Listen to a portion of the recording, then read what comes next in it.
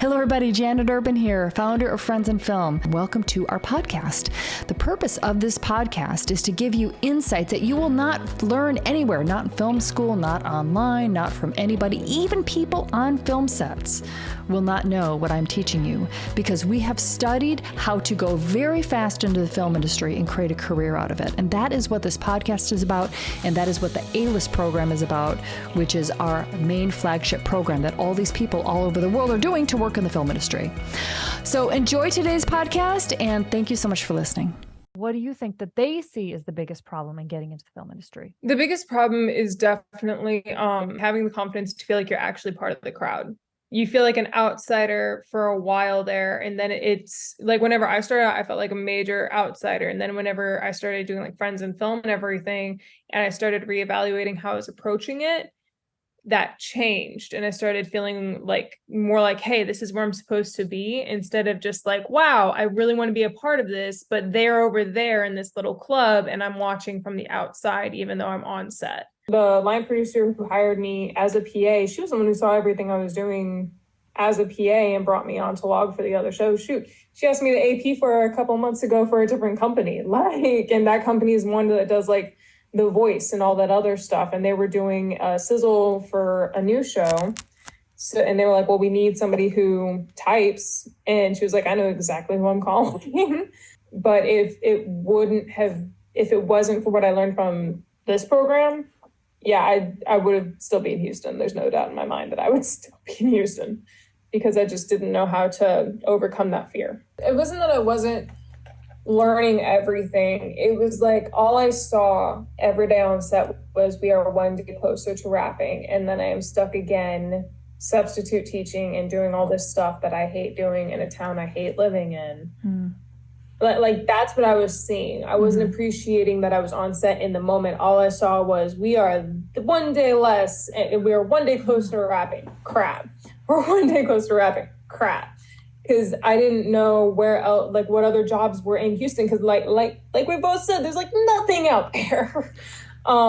So you're like, so finish the thought. Like we're one day closer to wrapping. So I've got to what? I've got to prove that I'm capable of being more than a PA so that they'll bring me on for something else, because you don't hire non-local PAs. That's not a bad thing. Yeah, you're like, I got to get out of here. I've got to be extraordinary and really learn some skills really fast, because PA is not going to get me out of here, but the other positions are.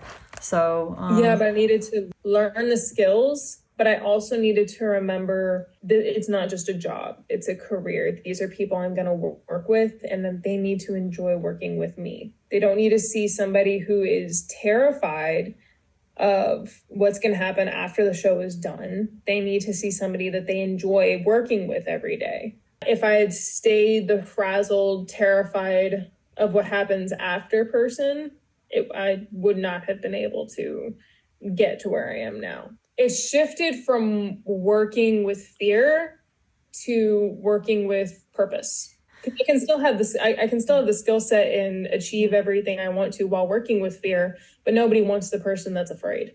Nobody wants to keep working with the person that's afraid. Everybody wants to keep working with the person who's like determined and enjoying their work and working with purpose, like knows what they're doing and what they want to do, but doesn't come across terrified of like not knowing what happens after. That's genuinely what I was. I was so terrified that once they leave, that was it. I wouldn't have any other jobs. I wouldn't know what would happen after that. It was why I joined Friends in Film, was because it shifted how I was looking at what I was doing, like long-term wise, and not just thinking that I needed to stay in Houston and build up a bunch of credits from there, because that wouldn't have gotten me anywhere. It was, all right, cool, saving what I can, making these connections and making them genuinely. And then it was the people that I met in there and having that shift and everything. They're the ones that got me the job on the OWN network, the job on Lifetime, and those were in Houston. So from there, I was able to work on a movie as a script coordinator. And then after that, I drove to Boston and I was back on Lifetime, and I worked there for several months. And then it kept going from there. It was like a huge domino effect. But it was having that mental reevaluation shift into all that other stuff that really was like, that was the turning point. What I kind of see it as when I look at these models that you had in your mind, one was making you feel desperate. I've got to be so amazing so I can get out of here. Thought made you feel desperate. Accurate.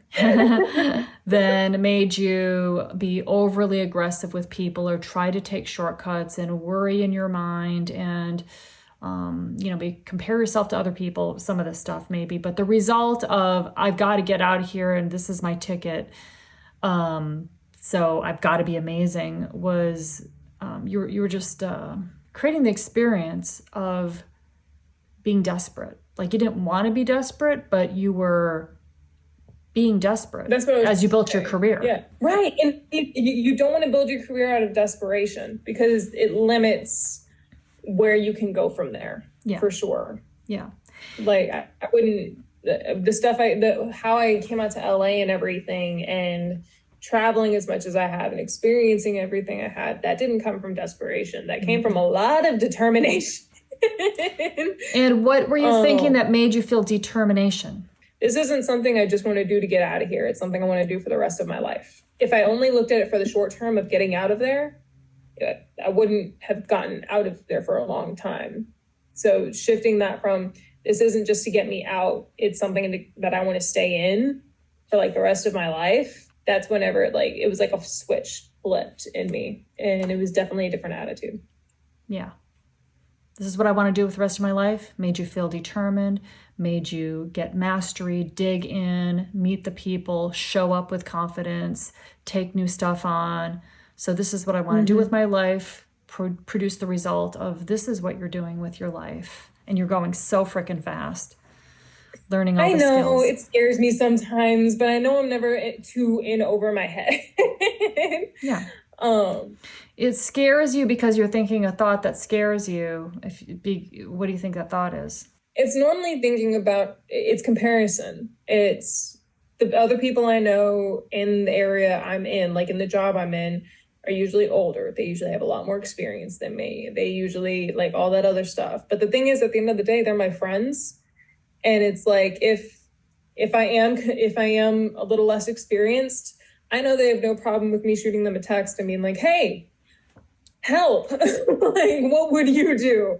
Yeah. Like, I know I could call up my PM friend in New York right now and be like, hey, I need help with this thing. I just need like 2 different ideas of how I can handle this. I know she'd be like, all right, cool. She'd probably make a joke in there of how I owe her $50 for her time because she's cutthroat. Like, she's that girl who, if you're going to hire her, 15 years, this girl has worked on everything. And the line producer that hired me on ABC hired her. Like, that's how we met, was through him. And now he's literally like, my next thing, I'm stealing both of you back. Like, I don't care what you're working for. Like, I'm stealing you back. And we're just like, got it. Like, waiting for the phone call because we know.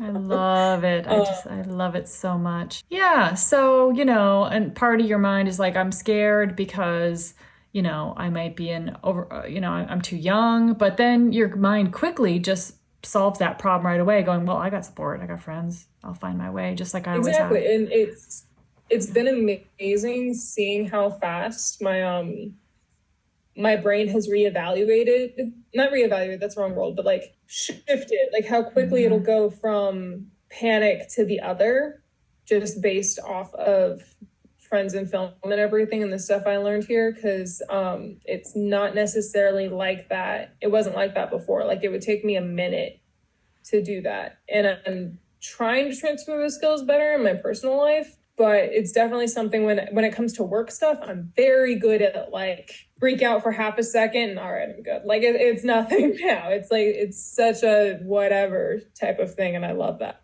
It's a pleasure. It's just a pleasure talking to you. I remember when you first came on, when you first got they told me to take all these notes and I just started doing it and I figured out a way to do it fast. And then I did it pretty well. And then that led me to they asked me to do something else. And Yeah. And then, yeah, the two companies fighting over you.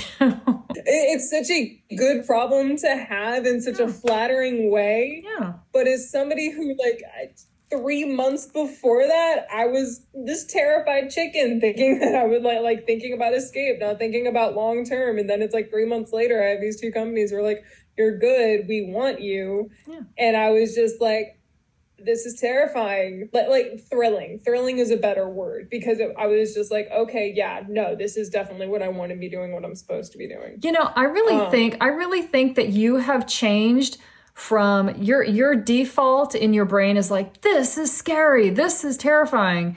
That's your default, but then you quickly go like, oh, that's an old like record that got stuck in there. Right, like correcting myself from terrifying to thrilling. Like I do that all the time. Yeah.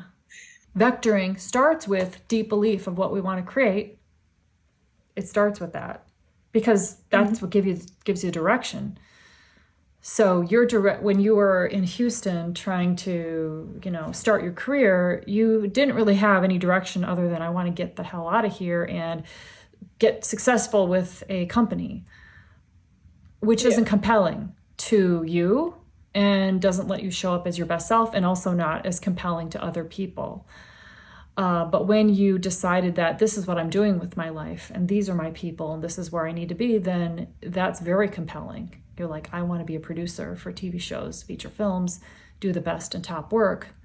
That was your direction. And now you had something to grab onto and to be like, okay, if I'm going to do that, then I need to get with this company. I need to learn these skills. I need to do this job. I want to learn that job. And I want to get connected to the top people. This guy's my mentor. This person's my mentor. And it was a lot of fun as you were vectoring there, because you now knew that this is what you're doing. That is the most exciting thing in the world. And it's the most painful thing in the world to be lost and view it like a dream that is unattainable and possibly impossible. That is probably the worst pain that you can experience, because you feel helpless and you beat yourself up. The other one is like, I'm not going to beat myself up anymore. I'm going to go after what I want as a mofo. I know I'm going to get somewhere.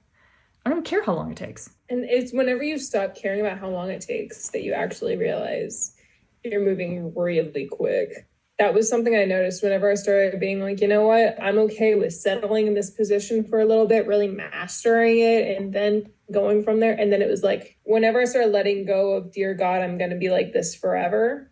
And I started just thinking about, you know what, I'm in charge of what happens to me and I'm in charge of where I am and what I'm doing, but I'm okay with not thinking about how long it takes. And it was definitely whenever I stopped thinking about it that I started moving up faster. I stopped counting how many shoots I'd been on, how many times I'd AP'd, or what kind of shows I had done or something like that. I stopped analyzing and scrutinizing, and I just kind of like rode with it a little bit more. Worrying about it. You stopped worrying about it. You started believing instead of worrying. Yeah, it's been a wild freaking ride, but it wasn't unattainable by any means. It wasn't a dream like that was out of my reach. So I think I really like the dream analogy thing so much. Like, I feel like that's very, because everybody's always like, my dream is to be a doctor. My dream is to be a lawyer. My dream is to be an actor or a firefighter or whatever. And it's like, whenever it comes to like what you want to do, to not necessarily look at it as a dream, because dreams aren't like, it's not a dream. It's just, it's your future. You're going to make it happen. It's going to be a thing, versus a dream where it's like, oh, that's a cool idea. Thinking about it as your future, it's like, oh no, that's there. Like, it's there. I'm coming for it. And it's in my grasp. Like, it's a path versus a thought. Thanks so much for listening. And if you want to take your career to the next level in the film industry, go to friendsinfilm.com/join. That's friendsinfilm.com/join. You can sign up for our mini course, learn about the A-list model, and then you can take it all the way and do the A-list program. So that's friendsinfilm.com/join. Thanks so much for listening. Have a great day, everybody.